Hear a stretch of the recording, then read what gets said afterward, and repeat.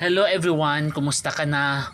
Halika kaibigan, magkwentuhan na naman tayo. Pakinggan mo, sana tapusin mo kaibigan. Alam mo ba, minsan nakakalimutan natin ang buhay na meron tayo ay hindi talaga atin habang buhay. Ito ay hiram lamang. Hiram ang bawat pahinga, bawat umaga na nagigising tayo, bawat pagkakataong magmahal, magpatawad at magsimulang muli. Kaya habang may oras pa, piliin nating mamuhay ng may kabutihan. Huwag sayangin ang buhay sa galit, inggit at mga bagay na walang tunay na halaga. Dahil sa isang iglap, pwedeng magbago ang lahat. Ang buhay na hiram ay paalala na hindi habang panahon nandito tayo.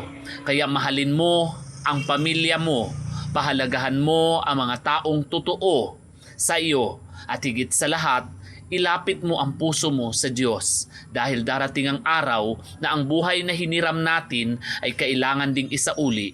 Kaya habang may pagkakataon pa, mabuhay tayo ng may kabuluhan, may pananampalataya at may pusong marunong tumanaw ng utang na loob sa bawat